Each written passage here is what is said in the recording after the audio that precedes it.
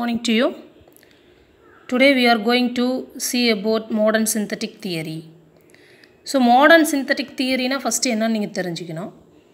நம்ம பிஃபோரா என்ன பார்த்தோம் அப்படினா லமார்க் தியரி பார்த்திருப்போம், டார்வின் தியரி பார்த்திருப்போம். டார்வினோட தியரி யார் அக்செப்ட் பண்ணிக்கிட்டா அவங்கள நியோ லமார்க்கிசம், லியோ டார்வினிசம் அப்படின்லாம் நம்ம பார்த்திருப்போம். நிறைய பேர் அக்செப்ட் பண்ணிக்கிட்டாங்க, நிறைய பேர் என்ன பண்ணுவான், ரிஜெக்ட் பண்ணுவான், அப்போஸ் பண்ணுவான் இல்லைங்களா.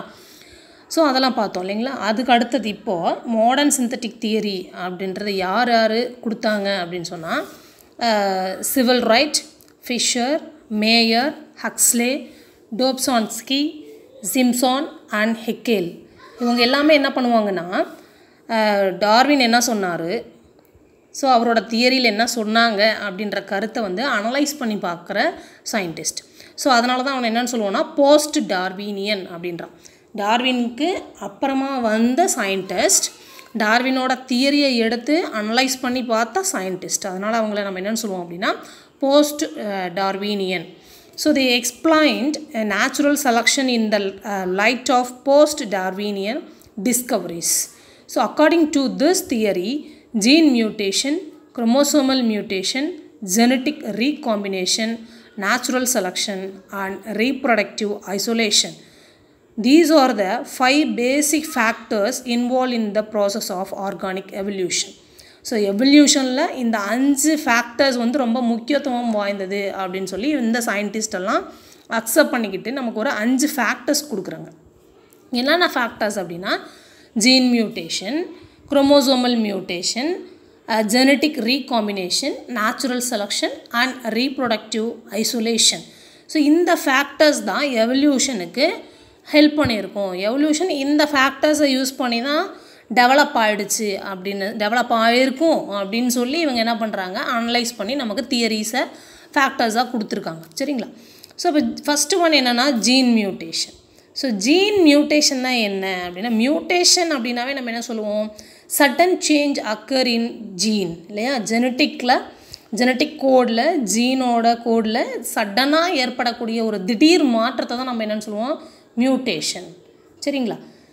Mutation the sudden change occur in the particular gene. ஒரு பர்டிகுலர் ஜீனில் ஏற்படக்கூடிய ஒரு திடீர் மாற்றத்தை தான் நம்ம என்னென்னு சொல்லுவோம், குரோமோசோம்லேயோ ஜீன்லேயோ ஏற்படக்கூடிய ஒரு திடீர் மாற்றத்தை தான் நம்ம என்னென்னு சொல்லுவோம், மியூட்டேஷன். சரிங்களா. So gene mutation refers to the changes in the structure of the gene. Gene mutation நடக்கிறனால என்ன நடக்குது, ஜீனோட ஸ்ட்ரக்சர் சேஞ்ச் ஆகுது. It is also called gene or point mutation. So இதை நம்ம என்னென்னு சொல்லலாம், ஜீன் மியூட்டேஷன்னு சொல்லலாம், பாயிண்ட் மியூட்டேஷன் அப்படின்னு சொல்லலாம். It alters the phenotype of an organisms and produced variation in their offspring. So இந்த மியூட்டேஷன்னால் இப்போ பேரண்ட்ஸோட கேரக்டர்ஸ் ஒரு ஆஃப்ஸ்ப்ரிங்னா யங் ஒன்ஸ் இல்லைங்களா, சைல்டு. ஸோ பேரண்ட்ஸோட கேரக்டர்ஸ் அப்படியே தன்னோட ஆஃப்ஸ்ப்ரிங்க்கு போகாமல் இந்த மியூட்டேஷனுங்கிற ப்ராசஸ்னால் சில ஆல்ட்ரேஷன், சில சேஞ்சஸ் அவங்களோட குரோமோசோமில் நடக்கிறனால அவன் வந்து ஒரு வேரியேஷனான ஒரு சைல்டாக வரான் அப்படின்றது இவங்க சொல்கிறாங்க. சரிங்களா. வேரியேஷன் அப்படின்னு என்ன அர்த்தம், ஆசிட்டிஸாக இல்லாமல் சம் டிஃப்ரென்ஸ். இப்போ நம்ம எல்லாமே பொதுவாக எப்படி அப்பா அம்மா மாதிரியே எக்ஸாக்டாக நம்ம இருக்கிறது இல்லை, சம் டிஃப்ரென்ஸ் இருக்கும் இல்லையா. அப்பா அம்மா நாம் 3 பேர் இருக்கோம், நின்று பார்த்தோம் அப்படின்னா அப்பாவோட ஸ்ட்ரக்சர் தனியாக இருக்கும், அம்மாவோடது தனியாக இருக்கும், நம்ம தனியாக தெரியும் இல்லைங்களா. நம்ம தனியாக நம்மளை தெரிய வைக்கிற கேரக்டரை தான் நம்ம என்னென்னு சொல்லுவோம்னா வேரியேஷன். எதில் நம்ம வேறுபடுறோம் அப்படிங்கிறது தான் வேரியேஷன். சரிங்களா. ஸோ அந்த வேரியேஷனை கொடுக்கறது யார் அப்படின்னா ஜீனில் ஏற்படக்கூடிய மியூட்டேஷன் தான் வேரியேஷனை கொடுக்குது. எல்லா லிவிங் ஆர்கானிசம்ஸ்லேயும் வேரியேஷன் கொடுக்கறது யாருன்னா ஜீன் மியூட்டேஷன் அப்படின்னு சொல்லி சொல்கிறாங்க. சரிங்களா. Next chromosomal mutation. ஜீனில் மட்டும்தான் மியூட்டேஷன் நடந்திருக்கா, இல்லை குரோமோசோம்லேயும் மியூட்டேஷன் நடக்குது. So chromosomal mutation refers to the changes in the structure of chromosomes due to deletion, addition, duplication, inversion or translocation. So இப்போ குரோமோசோம் இருக்குது, இப்போ ஃபார் எக்ஸாம்பிள் இப்போ ஒரு குரோமோசோம் இருக்குது அப்படின்னா இங்கே ABCD அப்படின்னு ஒரு 4 ஜீன் எப்பயுமே குரோமோசோமில் எப்படி ஒரு லீனியர் மேனராக தான் அரேஞ்ச் ஆகிருக்கும் இல்லைங்களா. ஸோ ABCD அப்படின்றது ஒரு ஜீனோட பேர் வச்சுக்கலாம் நம்ம. ஸோ இப்போ இது வந்து இப்போ எத்தனை ப்ராசஸ் கொடுத்துருக்கான் டெலீஷன் அப்படிங்கும் பொழுது இதில் இருக்க ஏதாவது ஒரு ஜீன் டெலீட் ஆகிடலாம். ஃபார் எக்ஸாம்பிள் இந்த பி ஜீன் இல்லாமல் ஏபி சிடியில் பி இல்லாதனால ஏசிடி இது மட்டும் இருந்துச்சுன்னா இந்த ப்ராசஸ்க்கு பேர் டெலீஷன். அடிஷன்னா என்ன இருக்கலாம், ஒரு அடிஷ்னலாக ஒரு ஏ ஜீன் ஆட் ஆகிருக்கலாம். ஸோ ஏஏ பி சிடி அப்போ அடிஷ்னலாக ஒரு ஏ ஜீன் ஆட் ஆனால் அது வந்து அடிஷன். டியூப்ளிகேஷன்னா என்ன அர்த்தம், டபுள் ஆகிறது. இதோட கவுண்டிங் வந்து டபுள் ஆகிறது. ஜீனோட கவுண்டிங் வந்து ஏதாவது ஒரு ஜீன் டபுள் ஆகலாம். இந்த சிஏ 2 டபுள் ஆகலாம், இல்லை இந்த டிஏ 2 டபுள் ஆகலாம். அப்படி டபுள் ஆகிறது வந்து டியூப்ளிகேஷன். இன்வர்ஷன் அப்படின்னு என்ன அர்த்தம்னா தலைகீழி. ஸோ ஏபிசிடின்ற ஜீன் வந்து டிசிபிஏ அப்படின்னு தலைகீழாக மாறுச்சுன்னா அந்த குரோமோசோம் ஸ்ட்ரக்சருக்கு என்ன பேருனா இன்வர்ஷன். ஸோ இப்போ டிரான்ஸ்லொகேஷன் அப்படின்னு ஒரு வார்த்தை கொடுத்துருக்கோம். அப்போ டிரான்ஸ் அப்படின்னா என்ன, மாற்றம், லொக்கேஷன் மாறுது.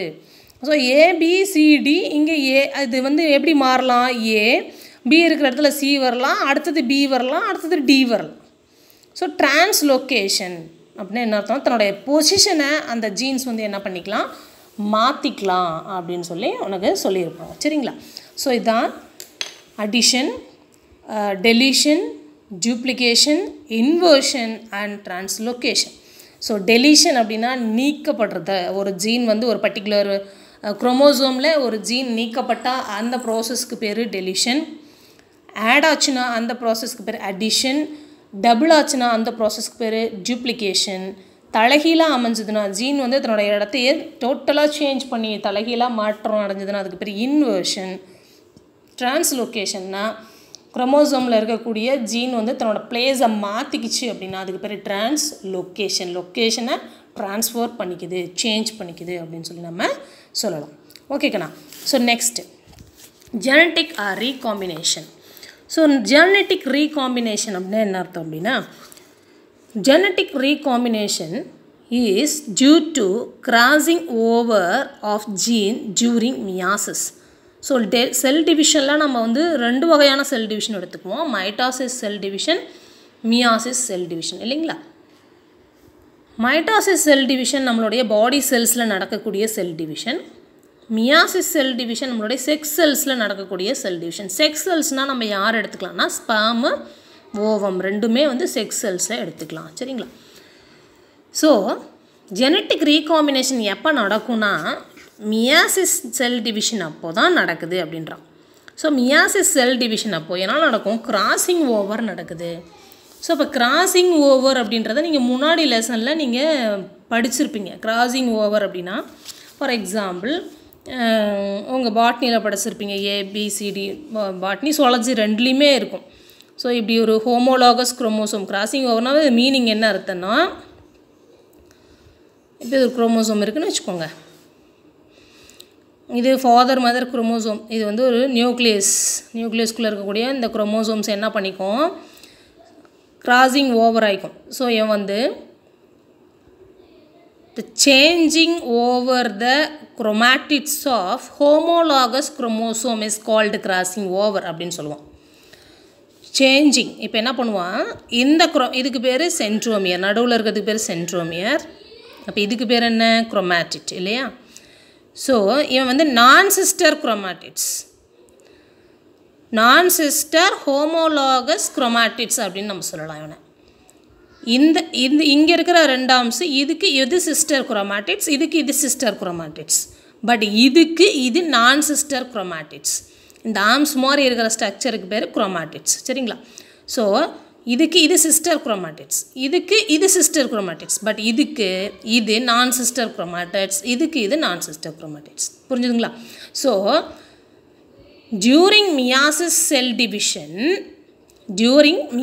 cell division the chromatids of non-sister chromosomes of homologous chromosomes. non-sister homologous chromosome. homologous அப்படின்னா ஒரே நியூக்ளியஸ்குள்ளே அமைஞ்சிருக்கக்கூடிய 2 நான்-சிஸ்டர் குரோமோசோம்ஸுக்கு குரோமாட்டிட்ஸ்க்கு இடையில் நடக்கக்கூடிய கிராசிங். ஸோ இதில் இருக்கிற ஆர்ம்ஸ் இப்படியும் இந்த ஆர்ம்ஸ் இப்படியும் மாறுது. ஸோ இதில் ஏபிசிடிங்கிற ஜீன்ஸு இதில் ஏபிசிடிங்கிற ஜீன்ஸு சேஞ்ச் பண்ணும்பொழுது என்ன நடக்கும், இதில் இருக்கிற ஜீன் இங்கேயும் இதில் இருக்கிற ஜீன் இங்கேயும் மாறிடும்.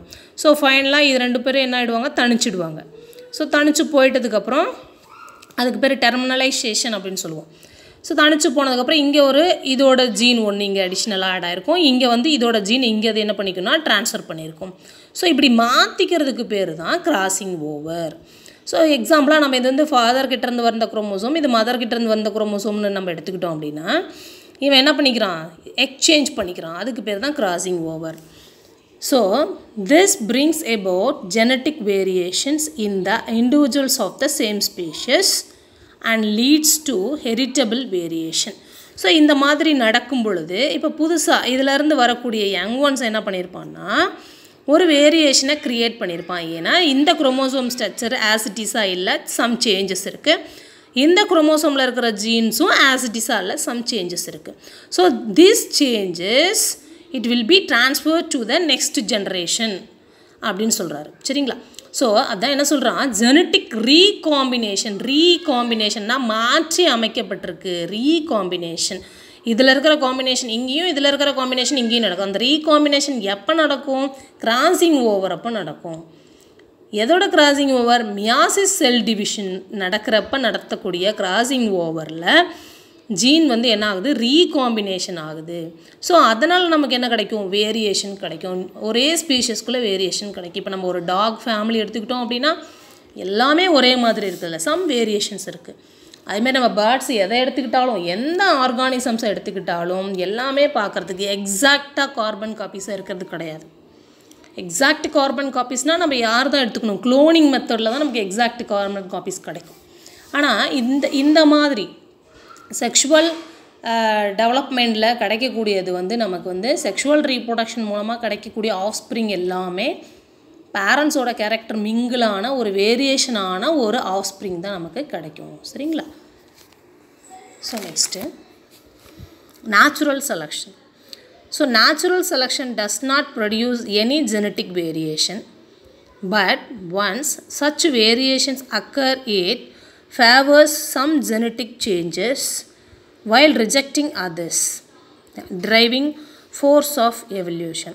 Natural selectionனால என்ன சொல்கிறான், does not produce any genetic variation. இவனால் எந்த வேரியேஷனும் உருவாக்கப்படுறது இல்லை. பட் சம்டைம்ஸ் சம் ஃபேவரபிள் கண்டிஷனுக்காக ஒரு ஆர்கானிசம் தன்னை ஃபேவராக மாற்றிக்குதுன்னு சொல்லும் பொழுது, தன்னை அடாப்ட் பண்ணிக்குது அப்படின்னு சொல்லும் பொழுது அந்த கேரக்டர் என்ன ஆகும்னா ஜெனட்டிக் சேஞ்சஸாக மாறி நெக்ஸ்ட் ஜென்ரேஷனுக்கு எடுத்துகிட்டு போகும். While rejecting others. சரிங்களா? இப்போ சில அனிமல்ஸாக இருக்கட்டும், சில பிளான்ஸாக இருக்கட்டும், தன்னோட என்விரான்மெண்ட்டுக்கு தகுந்த மாதிரி, தன்னோட இயற்கை சூழ்நிலைக்கு தகுந்த மாதிரி தன்னை என்ன பண்ணிக்குது, மாற்றிக்குது. அப்படி மாற்றிக்கும் போது எதில் மாற்றம் அடையுதோ அந்த ஜீன் வந்து டெஃபினட்டாக நெக்ஸ்ட் ஜென்ரேஷனுக்கு கொண்டு போகப்படுது. ஸோ அதனால் ஒரு வேரியேஷனான ஒரு அனிமல்ஸ் பிளான்ட்ஸ் கிடைக்கலாம். சரிங்களா? அதுதான் நேச்சுரல் செலக்ஷன். ரீப்ரொடக்டிவ் ஐசோலேஷன் அப்படின்னு என்ன அர்த்தம், helps in preventing interbreeding between related organisms. இப்போ ஃபார் எக்ஸாம்பிள் நம்ம ஃப்ராக் எடுத்துக்கிறோம், டோட்ஸ் எடுத்துக்கிறோம், தவளை தேரா ரெண்டு பேருமே எடுத்துக்கிறோம் இல்லைங்களா? இப்போ ரெண்டுமே வேறு ஸ்பீஷிஸ். தவளை தேரா ரெண்டும் வேறு ஸ்பீஷிஸ். பார்க்குறதுக்கு ஒரே மாதிரி இருந்தாலுமே அவங்களுக்குள்ள சம் டிஃப்ரென்ஸ் இருக்கும். ஸோ ஃப்ராக்ன்றது அந்த ஃப்ராக் இனத்தோடு தான் ரீப்ரொடக்ஷனை மெயின்டைன் பண்ணிக்கும். டோட்ஸுங்கிறது டோட்ஸோட இனத்தோடு தான் மெயின்டைன் பண்ணிக்கும், ரீப்ரொடக்ஷன் பண்ணிக்கும். சரிங்களா? ஸோ இதை தான் அவன் என்ன சொல்கிறான், ரீப்ரொடக்டிவ் ஐசோலேஷன். ஸோ ஒரு ஸ்பீஷஸுக்கு இடையில், ரெண்டு வேறுபட்ட ஸ்பீஷஸுக்கு இடையில் என்ன நடக்கக்கூடாது, ரீப்ரொடக்ஷன் நடக்காத அளவுக்கு ஐசோலேஷன் தனிமைப்படுத்தப்படுது அப்படின்னு சொல்கிறான். சம் கண்டிஷன்ஸ், சில கேரக்டர்ஸ்னால அவன் என்ன பண்ணிக்கிறான்னா தனிமைப்படுத்தப்பட்டுக்கிறான். அவன் இனத்தோட மட்டுமே ரீப்ரொடக்ஷன் மேற்கொள்ளணும் அப்படின்ற ஒரு ஐசோலேஷன் இருக்கிறனால இன்டர் ப்ரீடிங் அப்படின்ற ஒரு வார்த்தை கொடுத்துருக்கான் பாரு, இன்டர் ப்ரீடிங். ஸோ ஒரே ஸ்பீஷஸ்க்குள்ளே அவன் என்ன பண்ணிக்க முடியறதில்ல, ஒரே ஸ்பீஷஸ்க்குள்ளே அவனால் ரீப்ரொடக்ஷன் பண்ணிக்கிறான். வேறு ஸ்பீஷஸ்க்குள்ளே அவன் என்ன பண்ண முடியக்கூடாது, ரீப்ரொடக்ஷன் பண்ணுறதை தடுக்குது. அதுக்கு பேர் தான் isolation. So reproductive isolation helps in preventing interbreeding between related organisms அப்படின்னு சொல்லி கொடுத்துருக்கோம். சரிங்களாங்கண்ணா? ஸோ இப்போ மாடர்ன் சிந்தட்டிக் தியரி கொடுத்தவங்க யார்? Sewall Wright, Fisher, Mayr, Huxley, Dobzhansky, Simpson and Haeckel அப்படின்றவங்க. அவங்க ஒரு 5 ஃபேக்டர்ஸ் கொடுத்துருக்காங்க. இந்த 5 ஃபேக்டர்ஸ் தான் ஆர்கானிக் எவல்யூஷனோட இம்பார்ட்டன்ஸ் அப்படின்னு சொல்லி கொடுத்துருக்காங்க. இதனால தான் எவல்யூஷன் நடந்திருக்கும் அப்படின்னு அவங்க சொல்கிறாங்க. அப்போ என்னென்ன 5 ஃபேக்டர்ஸ் அப்படின்னா gene mutation, chromosomal mutation, genetic recombination and natural selection, reproductive isolation அப்படின்னு சொல்லிட்டு உங்களுக்கு 5 ஃபேக்டர்ஸ் அவங்க எக்ஸ்பிளைன் பண்ணியிருக்காங்க. ஓகேங்களா? So next evolution by anthropogenic sources. So natural selections. இப்போ நேச்சுரல் செலக்ஷன் ஆல்ரெடி ஒரு டாபிக் இங்கே பார்த்தோம் இல்லைங்களா? ஸோ அடுத்தது நேச்சுரல் செலக்ஷனை ஒரு ப்ரீஃபாக ஒரு எக்ஸாம்பிளோடு உனக்கு கொடுத்துருக்காங்க. நேச்சர் வந்து யாரை செலக்ட் பண்ணுதோ, நேச்சருக்கு தகுந்த மாதிரி எந்த அனிமல்ஸ் வந்து தன்னை அடாப்ட் பண்ணிக்குதோ அவன் தான் என்ன பண்ண முடியும்? சர்வை பண்ணது முடியுது. இந்த வேர்ல்டில் சர்வை பண்ண முடியும்.